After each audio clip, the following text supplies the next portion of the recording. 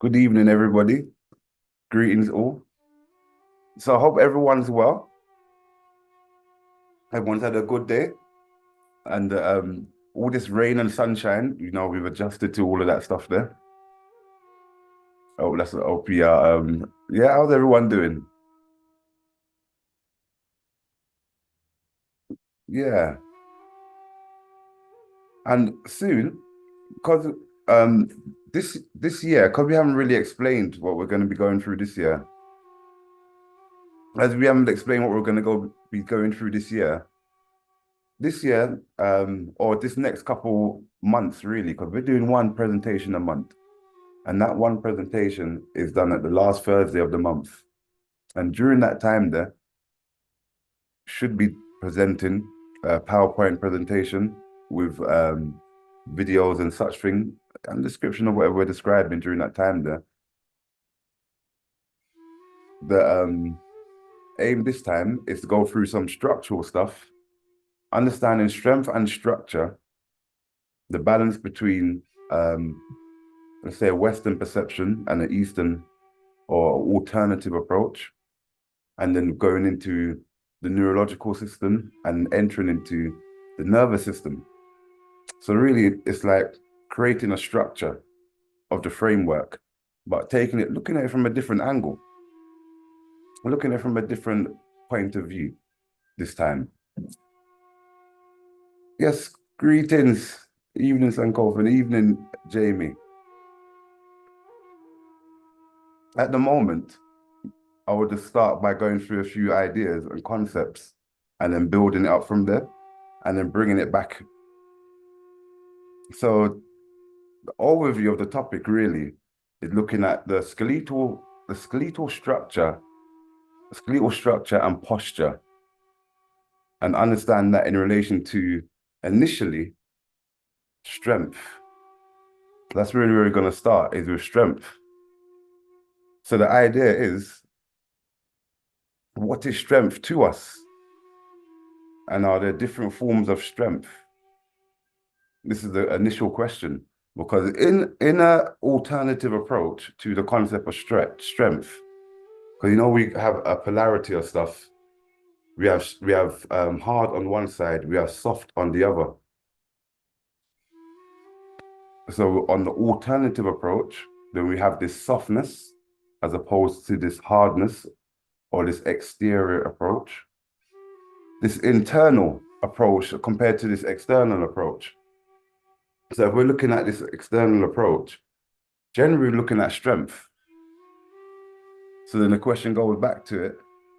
What does strength mean to us? And how do we create and develop it? Strength and power, directly related, and power or output is directly related to mass and weight. But that's just physics. So you build more muscle in your body, the more muscle weight you have, the greater your strength ultimately.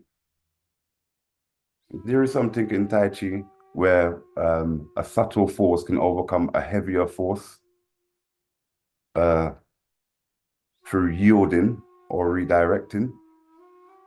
So strength becomes an obsolete thing to a certain degree. So strength, from a Tai Chi point of view, is bone and muscle. How muscle and tendons interact. The main aspect though is muscle strength. So as a foundation in the cultivation, it will be the idea of building up your baseline strength. And that would be practicing a daily routine, whether it incorporates squats, press ups, whether it incorporates walking or running a certain distance.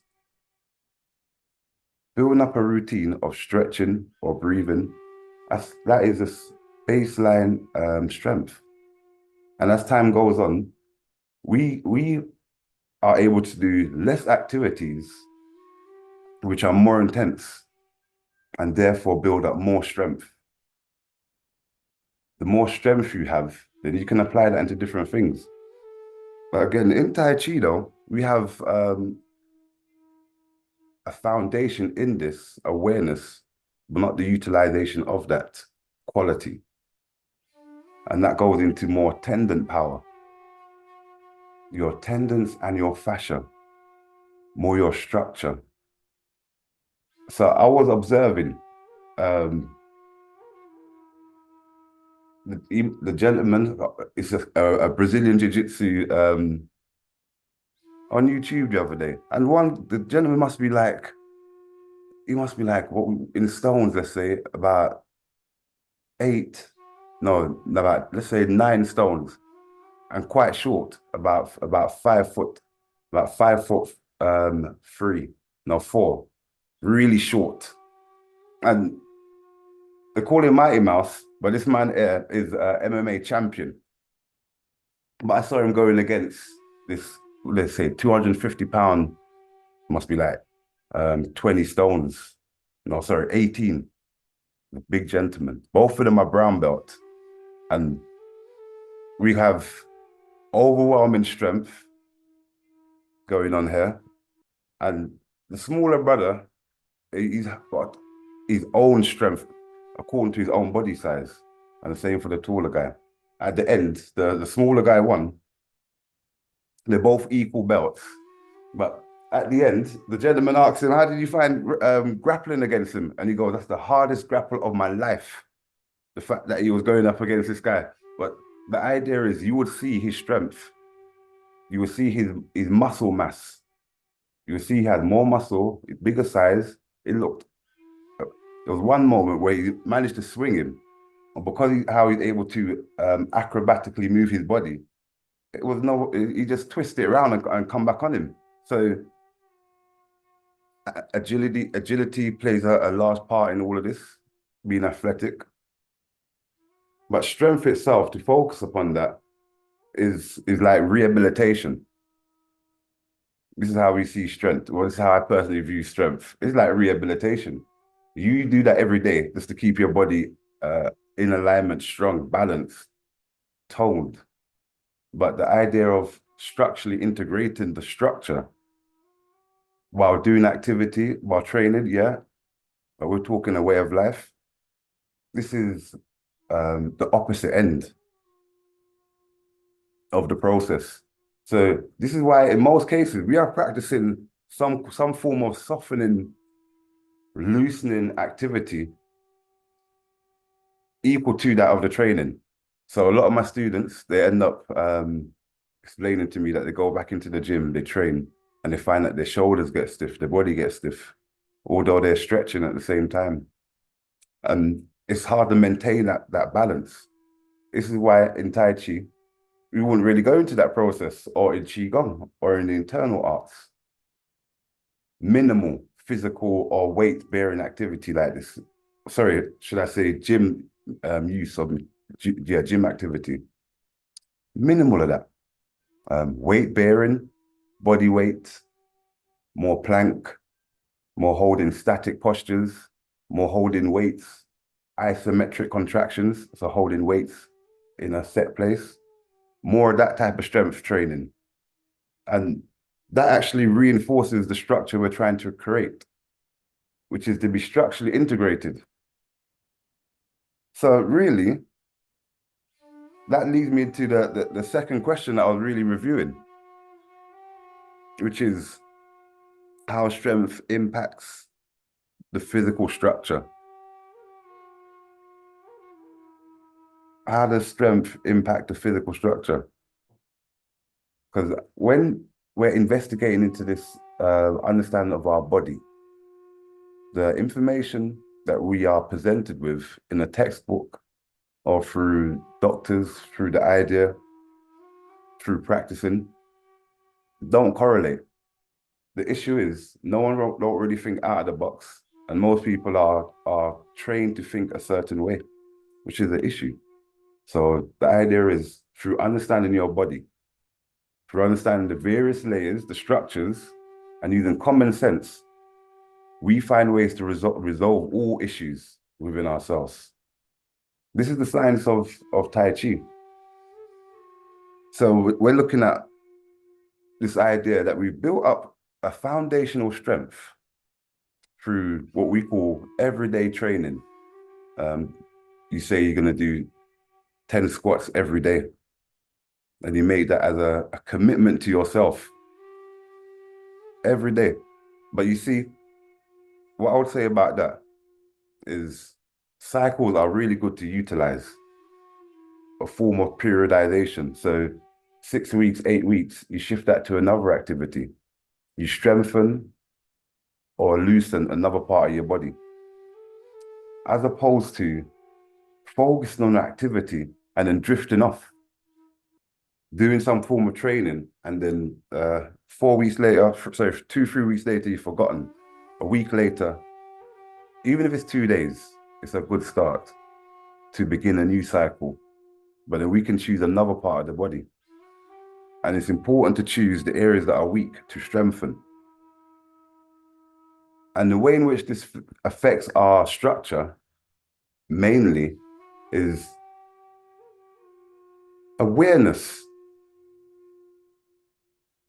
Because the thing that we find with the structure and the body is that when we do certain activities and movements, we become aware of muscles that we didn't know we had, for example.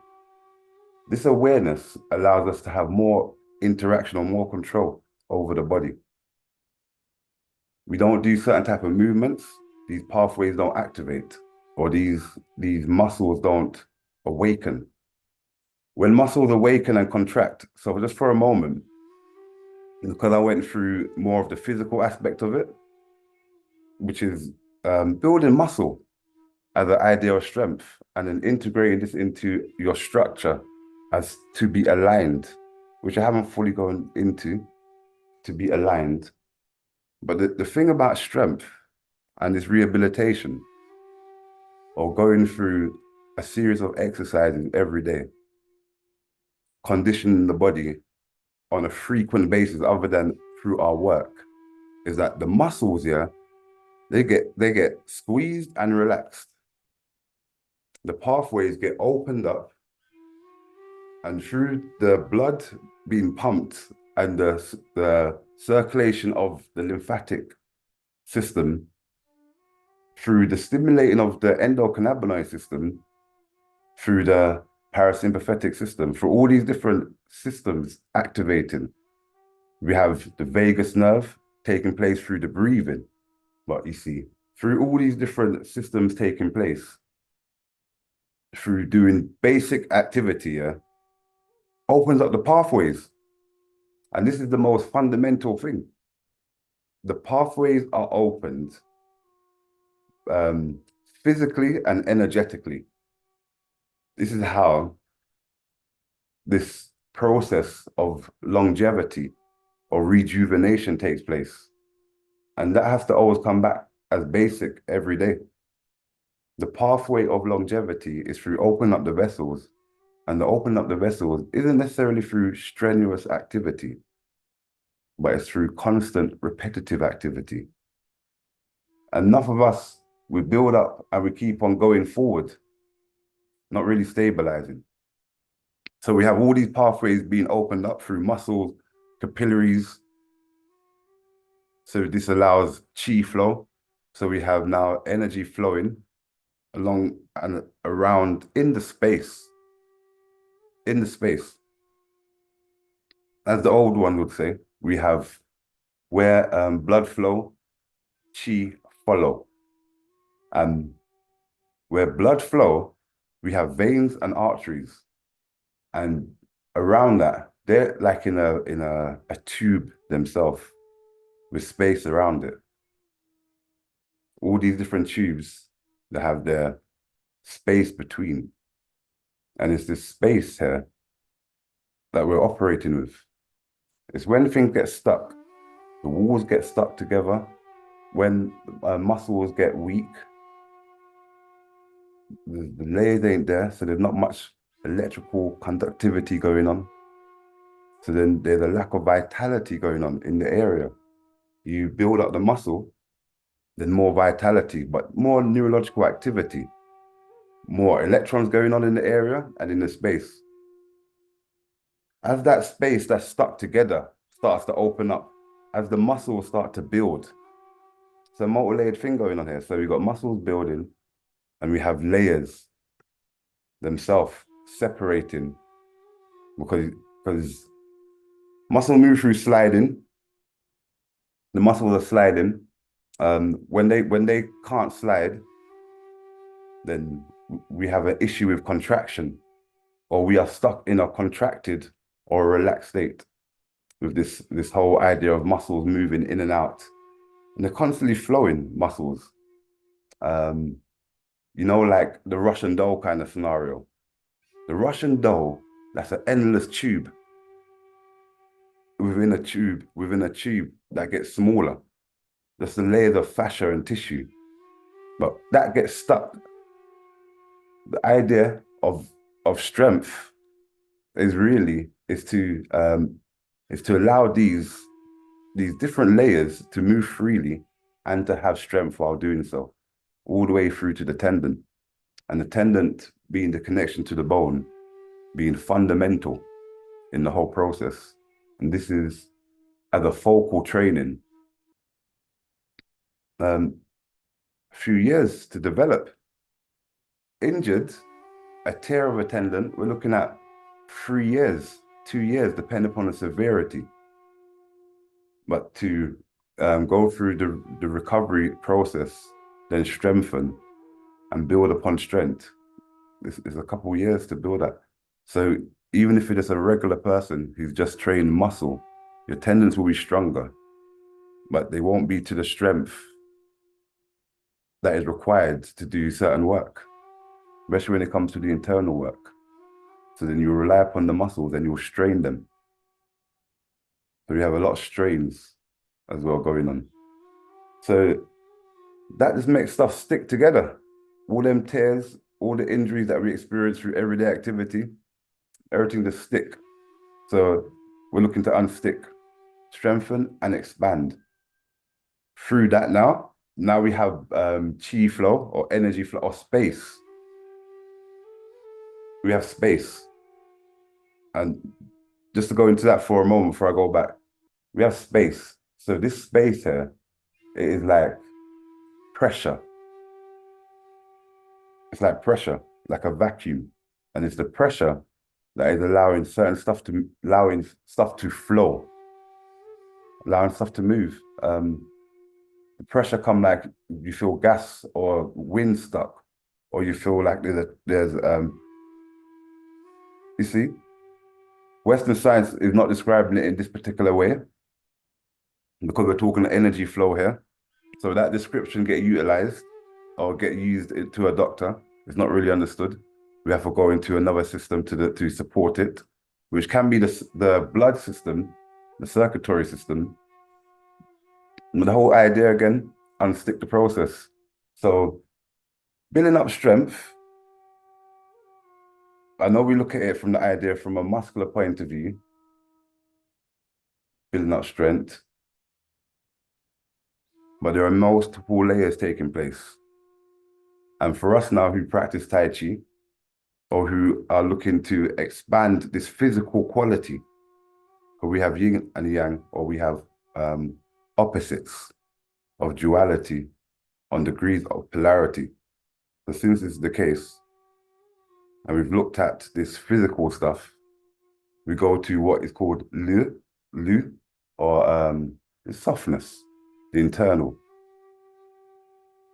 And that really, although it's in that realm of being opposite, let's say we're going to keep it separate for a moment and call it structural integration. To structurally integrate the body is what is considered softness. So you go to lift up something with your bicep, or you go to pick up something with your arm like this, then that's considered a muscle activity. But let's say you went to do it with your whole body. It's still a muscle activity. Ultimate difference is it's a whole body muscle activity, which we would consider structural integration. Just the better the alignment, the more integrated the body. So now we have structural alignment and structural integration. Both working now. So we have structure, alignment, and structural integration. So structural alignment, though, is a different thing. So alignment from a point of view of a plumb line. You know, when you look at the physical body, we can see from a side view, like a perfect alignment of the body in the sense of the back of the ear, through the neck, the shoulder, through the back of the spine, or through the center of the lumbar, thoracic, back of the knee, and through the ankle, like a plumb line that goes straight through. But that plumb line there is what we're referring to as structural alignment. So we can experience this as well by bringing our heel to a wall, and then lengthening our head and neck and bringing our chin in. By doing that kind of posture there, up against the wall, so you're not leaning up against the wall, so your heel's there against the wall, as close as that's the closest you want to get to it. And straighten up from there. Your bum and your back generally should be touching with a little bit of space. But this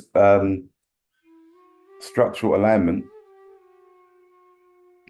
is what we're looking to gain through stretching, through a lot of our dynamic activities that we do, whether it's plyometrics or whether it's Pilates, whether it's a HIIT class.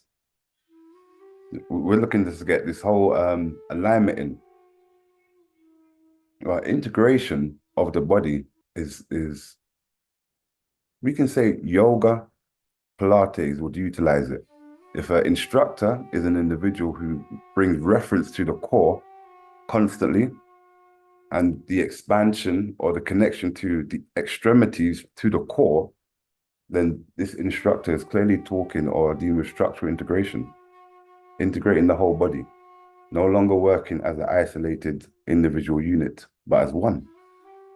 And that works from this central element, this dantian, this belly, and the spinal engine, which we went through. I've done a video last year, a presentation on the spinal engine. So the spinal engine incorporates the core. It involves the pelvis, lower back, pelvis, and hip area. Top of the thigh, because of the way the psoas attaches to the lower back, internal part of the pelvis, and attaches to the inner part of the femur. That psoas there, it's like the core of the core. We have externally this transverse abdominis. It's like wraps round the belly, which is the outer part of it. So from the deepest to the outer, we have this all the lovely stuff in between that we work on and focus upon. But it's from this engine here, which connects to the lumbar. So all this spinal flexion or pelvic tilt and holding pelvic floor is essential. And this is why in most ancient texts, they say it's so pretty when you go into any cultivation or any stuff that talks about how to improve health. That'll be the primordial stuff, the first layer. It's called primordial. So when we're talking mythology, most cases when we're looking at primordial stuff, we're talking perineum, we're talking lower dantian region. We've gone down there to the below, or to the hell below, or to the underworld, to the lowest pit of the underworld. In that region there, the sea, or we call it the sea of chi. But this whole structural integration is from this central point, from the dantian, or the elixir field. So we have from the dantian, or from, because we call it dantian there, we call it dantian, but if I'm in a clinical setting, I'm not calling it dantian. I want to call it spinal engine. And then I just made reference to holding pelvic floor and breathing into the belly. And we've already covered all the basic areas of producing a healthy body with some additional stuff that needs to be done. And it is nutritional as well, but there are actual other physical stuff that needs to be done. For example, there's one example. So we have a lovely technique where we have the ability to feel energy in our palms. We can place our palms in front of us, and with training, we can start to feel energy build up or feel pressure build up. Over time, through practicing this particular science, you feel heat building up as well. This ability, if you were to redirect it to your own body, so no longer the palms be here and you're doing it, trying to feed it here, but you're doing it on your body. This is similar to, like, let's say Reiki or Ray or any hands-off healing technique. Same technology. The only difference is we will be moving in a circular motion in that area there, very slowly over time, looking to feel the same expansion and compression sensation. Once that expansion and compression sensation is experienced, this is when wonders start to manifest. And we're just talking for any area of the body. But because my mind was in lower dantian, say we're talking lower dantian for the moment. Circling the palm around the lower dantian in the same motion and doing that for 10 minutes, if you can do it for an hour, that would be fascinating.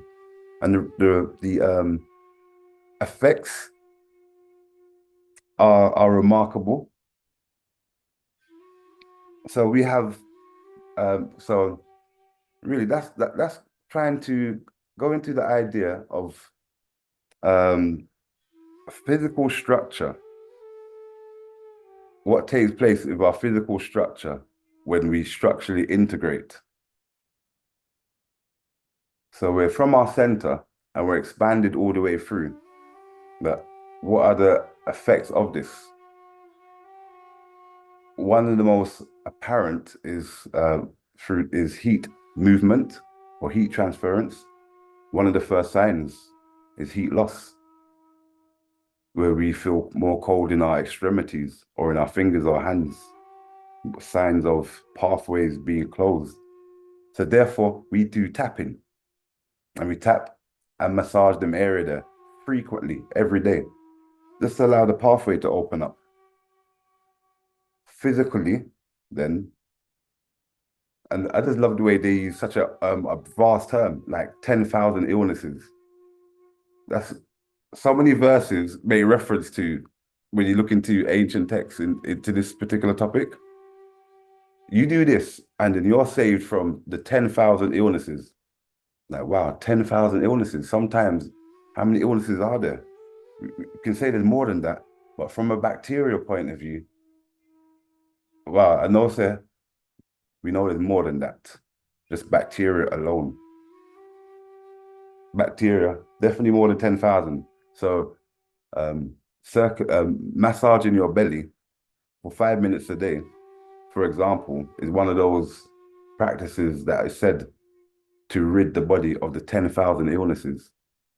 Just massaging your belly in a circular motion and breathing deeply. So this is how, from muscle strength, because you do that with no muscle strength, with no muscle buildup, or with weak muscles, then your ability to cultivate or to build up the later stage is impaired. So strength is ultimate. From you to build up your strength, then really you have to know how to integrate the body or do things more consciously. Squat, or sorry, go to pick up something off the floor consciously. Either bending your leg backwards or squatting down. It's these conscious movements, sitting on the chair and being more upright and feeling the alignment of your body. When you're walking through or walking down the road, the ability to raise your shoulders up and drop them down. Just take a deep breath in and out as you're walking. All this is more structural alignment as we practice to engage our body. And those things have increased circulation. With the increased circulation, we have increased internal heat. And with the increased internal heat, this is when we talk about the saving off or the killing of all these illnesses. It's the internal heat that flow. As the heat flows around the body and as the belly is able to pump, because the science is the pump. So we've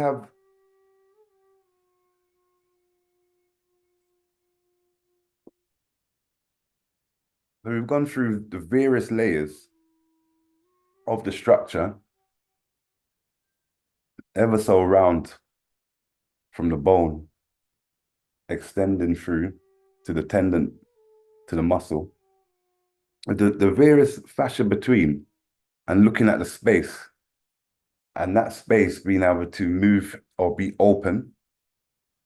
The more open that space is, the more electrons can flow. The compression of this space through many different causes we just spoke about or just went through, through many different causes, the compression of this space can cause many different ailments. It's the opening of the space that can resolve many different ailments. It's the space.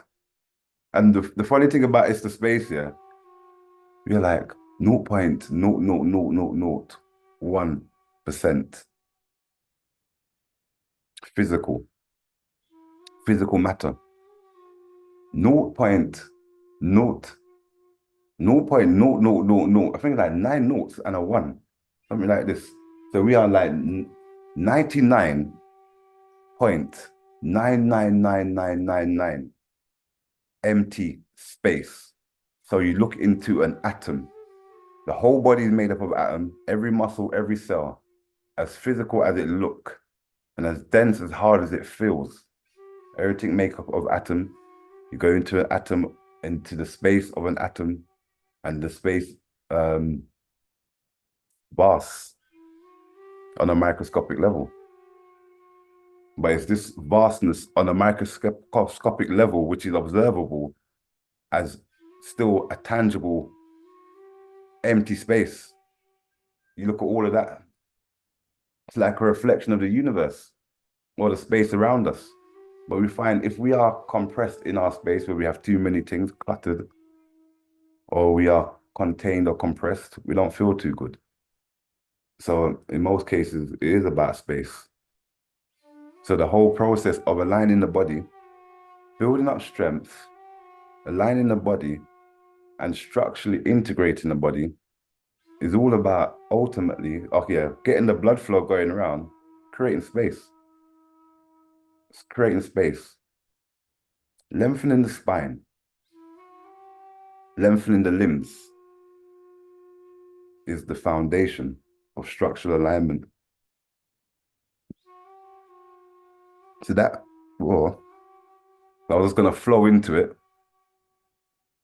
I was going to stop and flow into it in a few moments, but that leads us into mind. Because how does all this impact our mind? Because we've just gone through a metamorphosis, a transformation. And I haven't gone into, like, it would be nice, maybe I should go through like an alchemical explanation of the process. We've just gone through an alchemical process. Let's say, excuse that, we've gone through calcination, separation, distillation,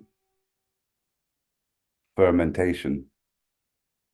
So we've gone through some coagulation. But all these different terms are stages of refinement. So we've just gone through all of that, because when you're going through re-engaging in your body, doing certain exercises, you have to go through a mental process of thought. The first idea is getting there and being thankful to yourself And then this next one really is listening to the changes that are happening. Each step we take, it's like it reinforces strength internally. The external strength does actually reinforce the inner strength or the force within. It's like the force within us has a better vessel to operate through. And it's the force in the sense of happiness, anger, emotions such as fear, frustration, joy, laughter, love, excitement. All these experiences, as well as emotions, if your vessel is of a certain frequency, you are able to enjoy it much more. And we observe this. You have a better ability to connect. You have a better ability to connect. That's what I'm saying, Jamie, because I have to work through this one there. I often wonder myself, as we're talking about mine right now, I often wonder to myself, I'll walk out into the world, yeah. And within a few minutes, I'll lift up my shoulder and drop them back down. I say, wow, that's fascinating. How in that moment, I didn't, even observe the tension that was created in my body, even though I just let it go. We just taking a deep breath and breathe out. But it just fascinates me how you have to keep on be on top of it. There's no way around that one there. If we're not on top of that mentally, we have issues. So this one there is truly mind power we're cultivating. You would think in let's say building a body that is fit is good enough, or let's say optimally good enough, because optimal good enough is the ability to achieve the thing that you want to achieve. And this is ultimately being optimal. Having a body, I mean, somebody else's desire to achieve things can be totally different and require a different body. So their physical parameters will be different for what they want to acquire. But if you are able to acquire that which you want to acquire and do what you want to do, then ultimately, with common sensely, you are optimally physically fit. It is to utilize that one there. So this is where the mind power is working through all these stages here, building up more courage, more strength, more awareness, more assertiveness, more confidence. And then we use that, which reinforces more activity. Then we become fearless, courageous. Through all of this, we have to constantly remind ourselves, this is why we be meditating. Meditating, I would say 50 minutes a day is baseline standard. 50 minutes a day. But in life, whenever you remember to be still, to be silent, in life, whenever we feel anxiety or stress, whenever we feel or observe a moment that reflects in our mind that what it means to be peaceful or calm. Whatever image you see in your mind, when you say, what does it mean to me to be actually to feel calm? Or what does the scenery look like? Where do I have to be? What environment do I have to be in that can trigger me to instantly go into a calm state? That's just used as a tool to enter into that kind of mental relaxed state. After a while, breathing enters and you focus on your breath. Or we start to reflect upon things and we have a moment for clarity. This is what I find why a lot of runners enjoy running. It's just a wonderful opportunity to have some personal reflection time. Jump on a treadmill and you're on there for 30 minutes. Some man enter into music mode and they're reflecting. Some are just reflecting straight. But it's the mind power that we need to cultivate. The more we do the mind power, as we said, the more we start to engage into more daring activities. So we've structurally integrated the body through our lower dantian or through our core, and we've incorporated our breathing and our awareness of our pelvic floor through our movement and through our activities. So we've incorporated all that stuff there. So as we're walking through the world, we lengthen up. One of the most important things, what I observe in walking is the length of our stride.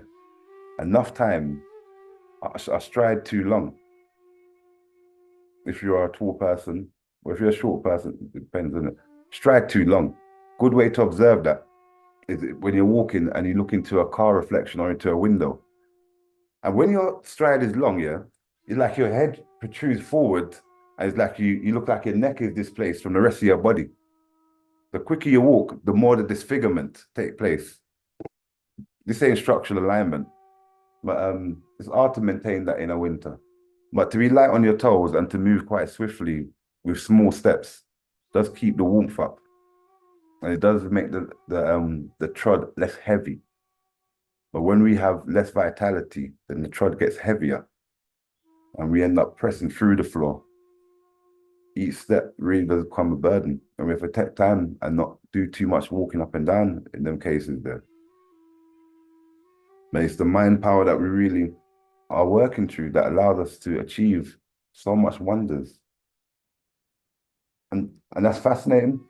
I say that because as the mind of these pathways opened, because we have the various energetic pathways, but once these are opened and then the brain gets fed, lengthening of the spine and lengthening of the limbs does one thing for sure: harmonize the cerebral spinal fluid. And it's this harmonization of the fluid, the way in which it had its own pulsation and its own rhythm that gets interrupted through poor alignment and the poor use of structure. Correct use of the core and correct alignment through everyday activity. One of the main systems you're affecting is the system, the cerebral spinal fluid. And that system there directly communicating with the pineal gland from the center of the brain, transmitting, is the ultimate mind power that we're connecting to. We can go from a limited perception of reality, engage in lengthening, strengthening the body, and end up with a true understanding of reality. The merging of the two systems into one. The internal system and the external observation of the internal system. The merging of the two worlds. So all that pumping, all that activity, all that alignment, all that hard work, for those who are aware, it is more than just a physical process. It is a let's just call it a metaphysical process as well. So we have neurotransmitters and elements that bind together during the process that stimulate and energize the body through this whole process of integrating and structurally aligning the body. And one of the most important aspects of this process is the reclaiming of the energy that's ascended to heaven, or once it's gone into the upper dantian, or once it's ascended from the vagus nerve and come up through the vertebrae, through the paravertebral nerves. It's coming up at the side of the nerve of the spine, and then the vagus nerve coming around the head. As well, you got all this information, but it's like that information is not staying up in the brain. All the information being fed up into the thalamus, the hypothalamus, all these areas in the center of the brain. All these areas are receiving the information, but the information isn't being held there or stuck there. And sometimes we can describe this to say that our thoughts are held in a field around us. We will describe it in this manner. Say that our thoughts and our memory are not in our brain. It's in an energetic space around us. So through this, through our thinking and the way in which we approach the world, the stuff we find ourselves repeatedly doing, then areas of our body will get stuck or it will attract to that area there. So the stuff that's going on internally and the information that's being sent up to the brain, that's being sent out into the field, let's say it's about responsibility, it's going straight back into the shoulder, let's say. But then we have the process also where it's going up into the brain, all this information, because it's in the cerebral spinal fluid, the information also is descending down the cerebral spinal fluid, because all of this is taking place in the central castle, the central palace. You have these bundles of nerves before there, and these bundles of nerves are like guards that take place. You know that the 12 meninelated nerves there that are above the brainstem. But then from this terrace, you have the palace, which is the center of the brain. In the center of the palace, you have the crystal room. The crystal room is where you have the pineal gland. And these other bodies that have a similar job in that space. It's not just the pineal gland that operates in that space. Physiologically, but let's say we say esoterically, it's not the only room in the castle. But in that space there is a place for the stuff to flow out. And it flows down the spine within this river of life, the cerebral spinal fluid. That information there, all the nerves, however it's transmitted down, gets pumped back up through pelvic floor contraction and through pumping the abdominal area. And through pumping that space there, it gets reconstituted back into the body. But through all this stuff going on, being that the cerebral spinal fluid and like the master waterway system of the body, this water system, master conductor, this one air, tell everyone else what to do. So you would think that blood controls the thing, but the plasma of the cerebral spinal fluid is what's really controlling the whole waterway of the body. The waterway of the body. So the main conductor sending out the information. So this information is like doing urine therapy. And if anyone here know about urine therapy, just come to me. It's like doing urine therapy. Because you know, it's the pharmacy of the body. So you have epileptic fit, you have an asthma attack, you have the flu or cold, you have an ailment that takes place. But when you're experiencing the bout, your body's constantly trying to create remedy for the process that's taking place internally, but you're also releasing it.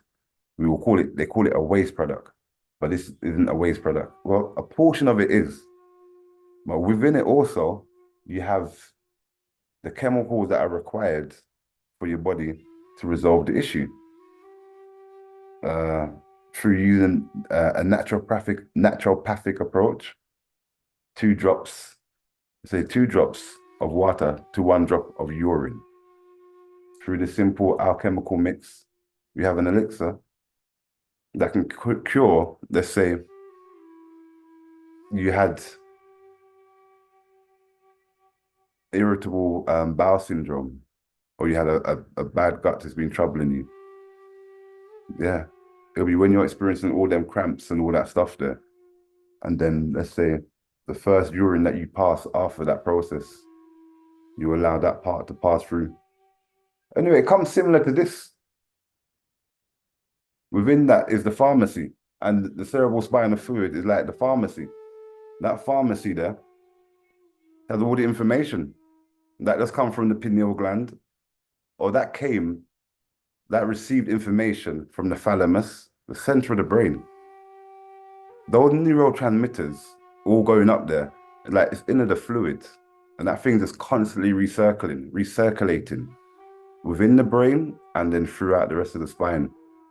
So all that information up in there, up in the brain, circulating around, is coming back down. So we have it internally, externally. Most often, we will hear the explanation from a metaphysical point of view that is from energetic projection, or your thoughts, or the wavelengths of thought resonating with different parts of the body, which is true. Yeah. Wavelengths of thought, different parts of the body have a different frequency, and you can tap into that frequency with the wavelength utilizing your mind. Yeah, it's true. So then the same thing, isn't it? But then we have it internally. But that reclaiming, though, is the whole secret science. We be doing strengthening, we be doing alignment of our body and integrating our body and aligning our mind. And on a basic level, it's just a mundane, it's just a material world, or everyday, or because we don't know no different experience. But then when we know or experience or are guided along a path, we know that those same processes there are just gateways into any of the wonders you want to choose. Any other one of the wonders that you want to investigate and pursue.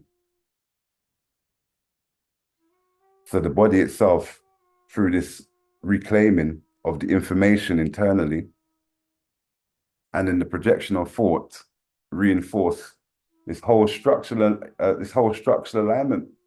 As this is a light scenario going on here, perceptions of how we look based on frequency and light. This is how stuff changes over time. How people look young, maintain young, or look old. It's just the light code. It's the same projection circulating internally, and the cells being replenished at a certain rate, or maybe not being replenished.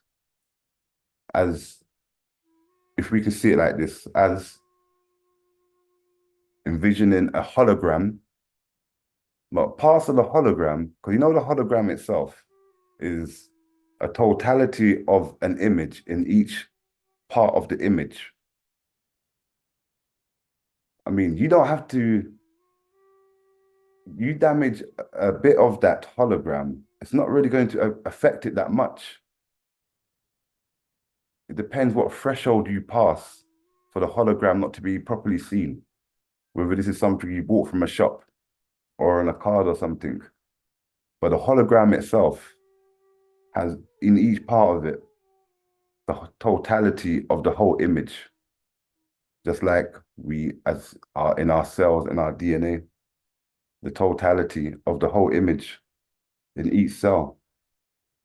Each DNA have the ability to send out and receive information, like transmitters of light code information. Each cell, you're able to do this. So through through a process like this, everything changes, as we said, along with the physical muscular body, shape of the body, facial features change, shift, as well as the mind changing. Yeah, guys, I don't even know what happened today with Christos. I never thought that I'd be here, to be honest, you know, going through that, discussing and talking about these things for an hour. I think it could have been longer than me just doing a normal presentation. At least there's an endpoint on a presentation, upbringing my creation. But we look like we indefinite. But truly just looking at um, muscle strength, the opposite polarity, which is looseness or softness, integrating softness is where we went down the conversation with really how to integrate softness into the body and how to align softness and how to integrate softness into activity. And that softness is the supporting process to changing. Because hardness, stubborn, rigidness, that's a yang energy.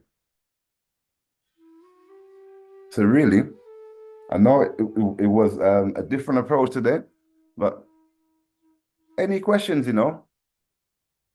related to,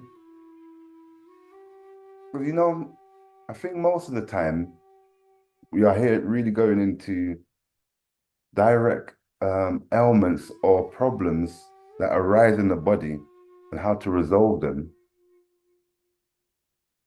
A different approach is to create or to build upon a stable foundation. To build upon a stable foundation. So then the questions are a bit different as we start to build from there, from a good base. And it all starts with our strength. So any questions, anybody? So, Sahu, hi, good evening. It's Karen. Yes, evening. Let me turn this up as thank you, because I didn't realize I had it on so low. No problem. So apologies. I joined just a little bit late at the beginning, but I was quite fascinated about what you were saying in terms of supporting like the work that we're doing with the Tai Chi and the Qigong in terms of muscle strengthening, because I had started to go back to the gym, but then you were saying that it was probably better to do things more like the plank or Pilates or yoga. Would that help with building the muscle strength to support the practice that we do better than going to do isolated work exercises in the gym?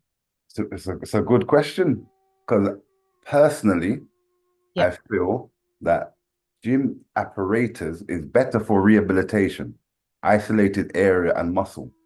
Okay. So Yeah. you injured your shoulder or something, and it's a particular Yeah. muscle, but Ash.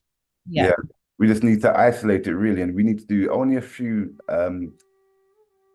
classes, a few times in the gym, maybe a few weeks. Then we need Okay. to go into something that utilizes the whole structure, the whole system. Yep.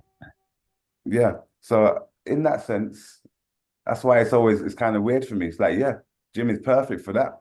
But then other than that, then we have to do, yeah, more squats, more plyometric kind of activity, Okay. more body weight activity.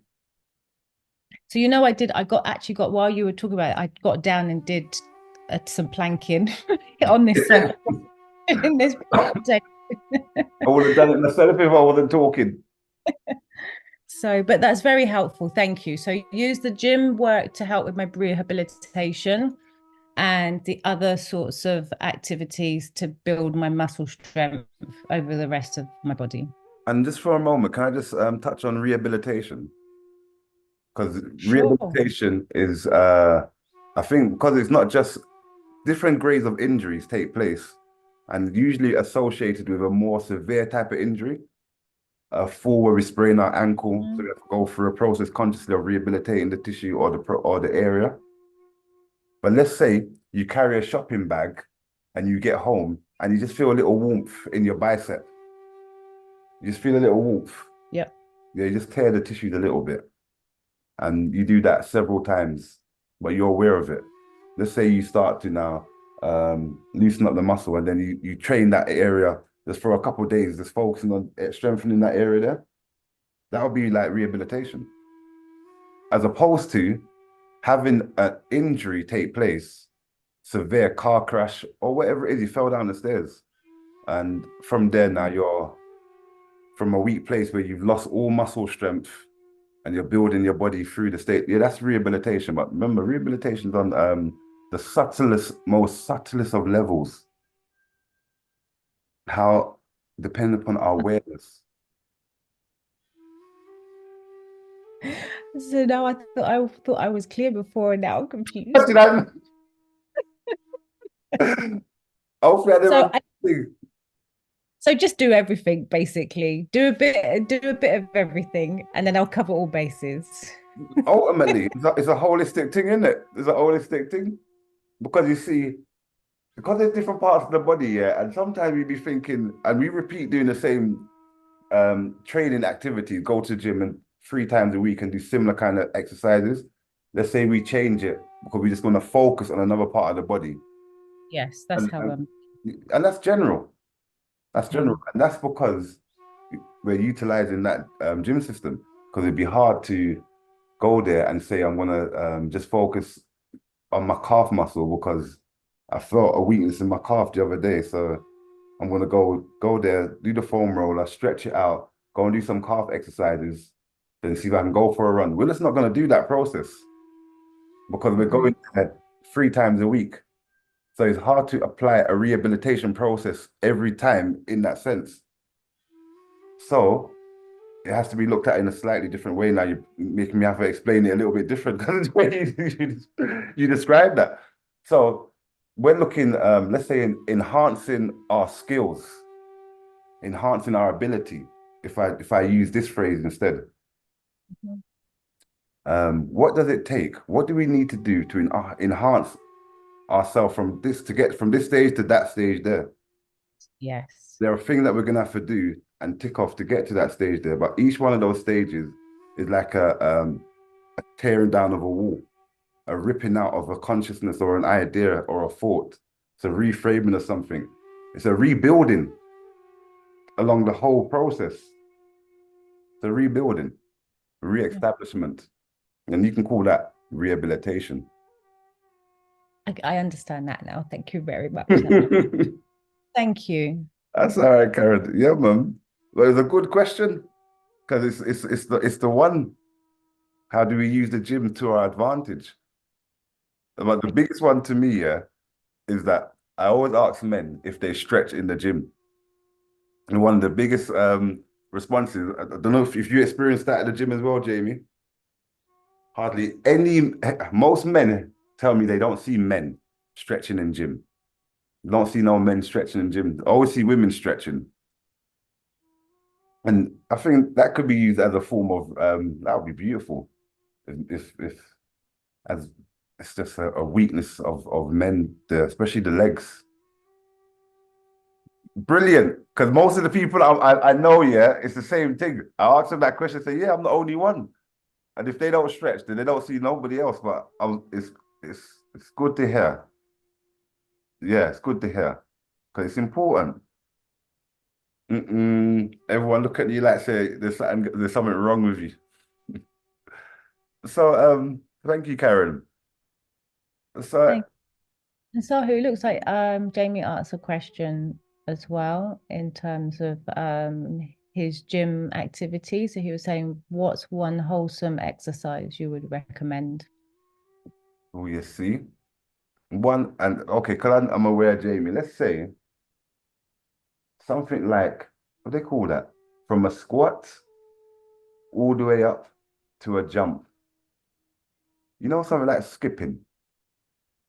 Ultimately, skipping like a whole body activity. Let's say we're on the upper higher end of mob, so we can do high dynamic activity. Yeah, we can do movement like that. Then skipping would be the one. Skipping 15 minutes. Build that up 1 minute at a time, then build up the speed, build up the techniques. Beautiful. Yeah, once you start doing that, your arms, your forearms, your hands, your shoulders, your legs, your stamina, your feet, your plantar fascia, your foot bottom there, your ankle, your balance, your proprioception. Boy, it sounds like I can go on forever. Yeah, but that's the one. I've got to bring that back into class, as you as you as you asked that question there. I got to bring that back in. But I do hope with the explanation of muscle, reason why we would do and focus so much on mobility, and looseness, like as the most fundamental thing. And then it translates into the activity and the movements that we're trying to do. If the same way we will perform any of those mobility movements when we're doing something in the world, we're looking to move and flow a similar way, as awake and as conscious as that whole body movement. Yes, everybody. Well, if no one ain't got no more questions for me, and then we gave a delicate overview, muscles, alignment and structure, and mind power. And those four are fundamental. So before we leave, this is the last thing I'm going to say, because we have the four here. Strength. Oh, maybe it's three, because I think I added one in. Strength, structural integration and structural alignment, and mind power. Because the structural, the two, even though I say four, but two is in one, because it's a structural aspect of the process.